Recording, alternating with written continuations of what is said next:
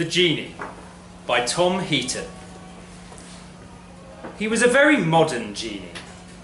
Once he'd recovered from the psychic shock of being wrenched from perpetual slumber in the astral realm, he beheld himself naked and dressed in the manner of the century he found himself in.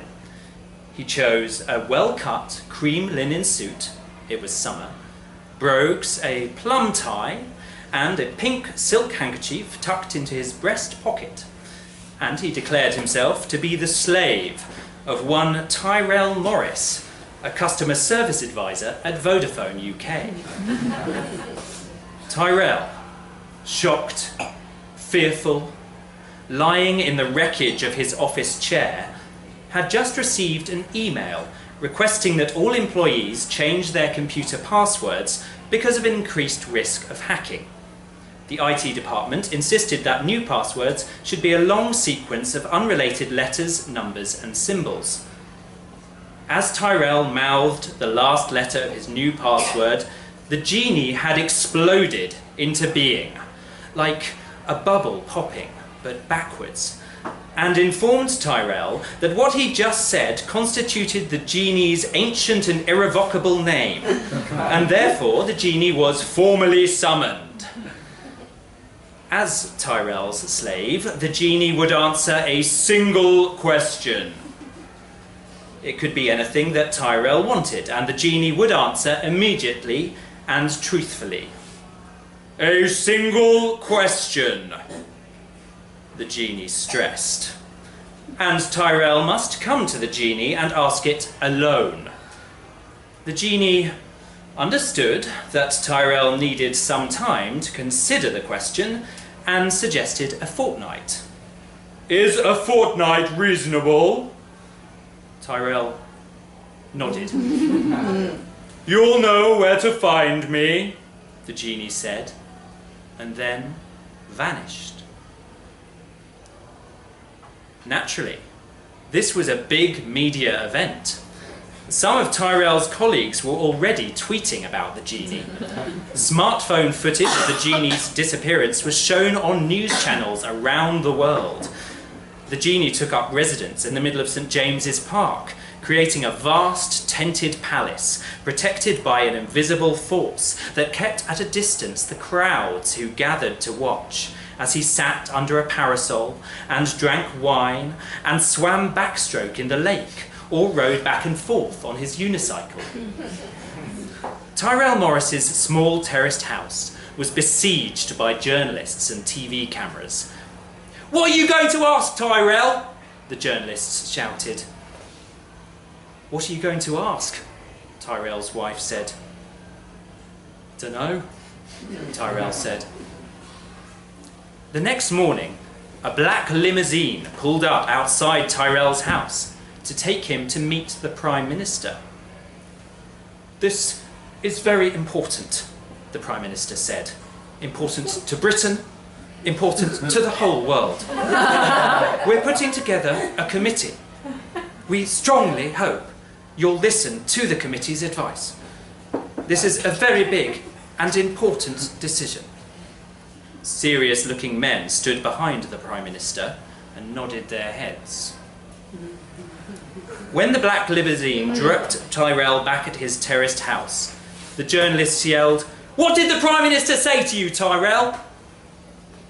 Inside, Tyrell's wife handed him the phone.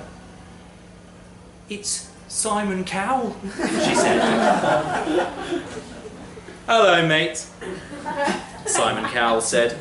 "Look, this is big. It's huge, mate. We'll run specials over the next 2 Saturday evenings, 7 p.m. We'll call it the Q Factor. The contestants think they know what the question should be, and they have to make their case. And there's only one judge. And it's you, mate. It's Tyrell Morris. What do you think?" They gave Tyrell a makeover and taught him how to appear natural on TV.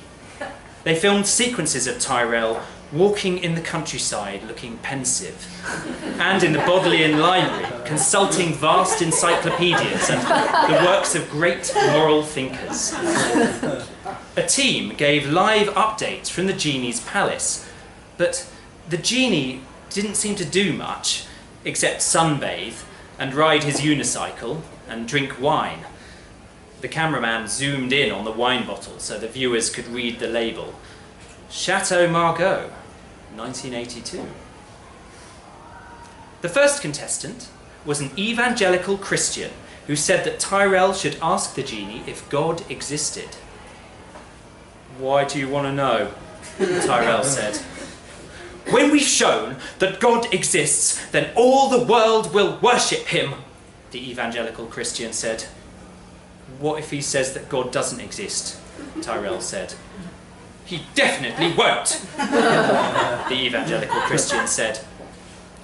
The second contestant was a bright young mathematician who said that Tyrell should ask the Genie if the Riemann hypothesis was correct. Tyrell said, "What's the Riemann hypothesis?"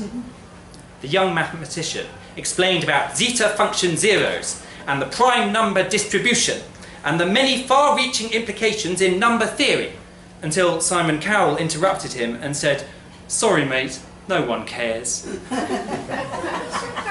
The third contestant was a 13-year-old girl with a bald head. She wheeled herself onto stage in a wheelchair, covered with badges and furry toys. The audience hushed as she rolled forward. The girl told Tyrell that she had acute lymphoblastic leukemia and that her chemotherapy and stem cell transplant hadn't been successful and she had only a few weeks to live. She wanted Tyrell to ask the Genie what the cure for cancer was so that the lives of other children could be saved. The fourth contestant was a philosopher who insisted that Tyrell should ask the Genie whether consciousness was a purely material phenomenon. He explained that the problem of consciousness was otherwise insoluble because there was no way of obtaining experimental information or comparing data. But no one listened to him because they were all still feeling sorry about the bald girl with cancer. Simon Cowell hugged Tyrell and slapped him on the back and told him that he was a star. Afterwards, Tyrell's oldest friend came round with a 4-pack of beers and told Tyrell that he should ask the Genie the next winner of the Grand National. His plan was to remortgage his house and his mother's house and put all the money on whatever horse the Genie named, and he would give Tyrell 60% of the profits. Meanwhile, on the news, they had footage of the Genie on his unicycle juggling empty wine bottles. The second edition of the Q Factor opened with a Cambridge professor of physics arguing that Tyrell should ask why the universe had more matter than antimatter when the standard model of particle physics predicted that there should be exactly the same amount of both. She said it was the most important problem in science. Then the Bishop of Norwich told Tyrell that he disagreed with the evangelical Christian from the previous week. He would rather Tyrell did not ask the Genie whether God existed. He said that faith required doubt, and that doubt required uncertainty. If there was no uncertainty, then there could be no doubt. No doubt, no faith. No faith, no salvation. No salvation, no life hereafter. Simon Cowell asked the Bishop of Norwich what his question for the Genie actually was. The Bishop of Norwich suggested Tyrell might ask how to achieve world peace. A woman with spiky hair held a beautiful blown glass model of the Earth. She said the most pressing question was how to reverse global warming, and to ask any other question would be irresponsible. To emphasise her point, she dropped the glass globe and it smashed into glittering pieces. "Do we want this to happen to the world?" she said. The final contestant was an expert on pre-Islamic Arabian mythology. He said that genies were bitter, deceitful creatures, resentful of their human masters, but compelled to tell the truth. He said Tyrell should ask how they could summon another genie, in the hope that they'd get one with more questions next time. Or perhaps even some wishes. "What are you going to ask?"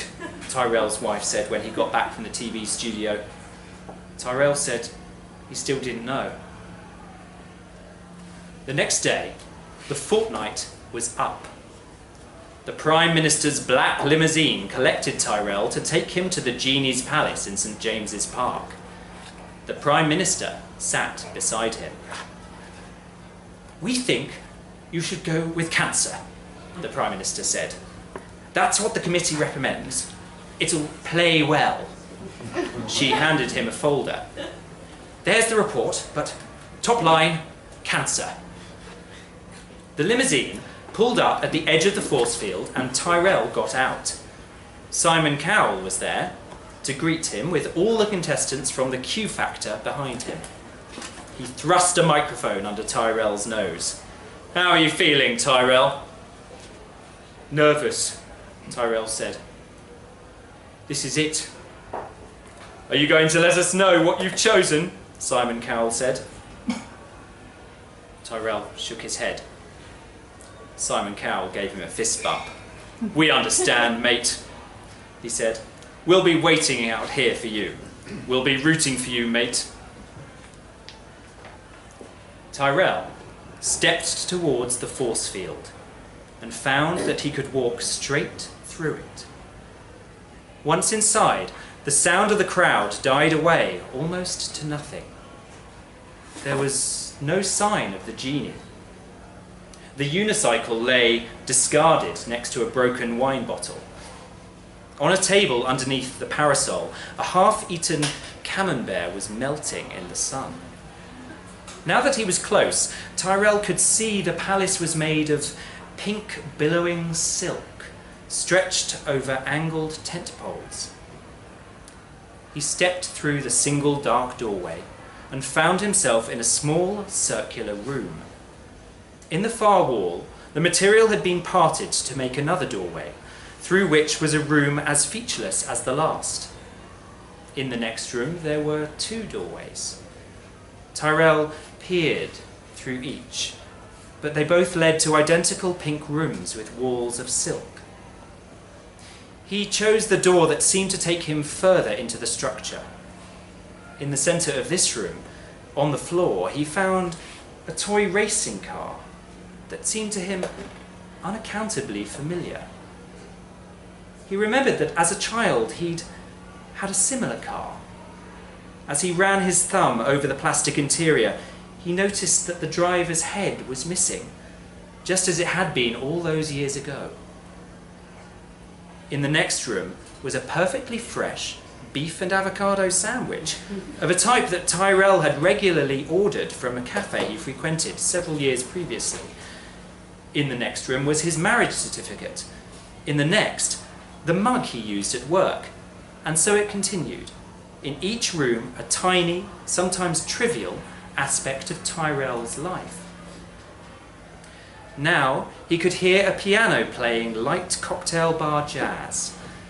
He used the music to guide him through the labyrinth of tents until, at last, he found himself in a great circular dome, supported by an enormous central pole with pleated pink silk wrapped around it. The floor was covered with thick, overlapping Persian rugs. An immense table held a banquet of ripe fruit, cheeses, succulent meats, sweet pastries, and piles of Turkish delight. The Genie sat at a golden grand piano. He was dressed in his linen suit, but had discarded his tie. His hair was uncombed, and his handkerchief was falling out of his breast pocket. Tyrell wondered if he was drunk. "Try this," the Genie said, and poured a glass of wine. "It's Lafitte, 88. Extraordinarily difficult to get hold of." Tyrell understood that this was a trick.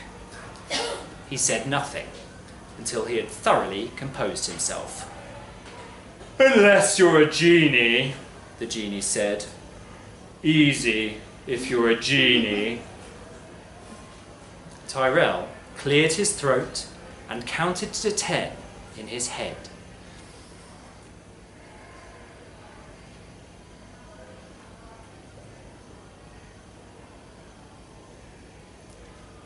"What should I say that I asked?" he said. The genie raised his left eyebrow. "Is that the question?" Tyrell nodded. "What should I say that I asked?" "Tell them you asked whether the Riemann hypothesis is correct, and that I answered yes." "Is it correct?" Tyrell said. But the genie had vanished, and the tents made of pink silk had vanished, and the swimming pool, and the unicycle, and the Persian rugs had vanished. Tyrell was standing alone in the middle of St. James's Park, and Simon Cowell and the contestants and the journalists and the vast crowd of spectators rushed towards him.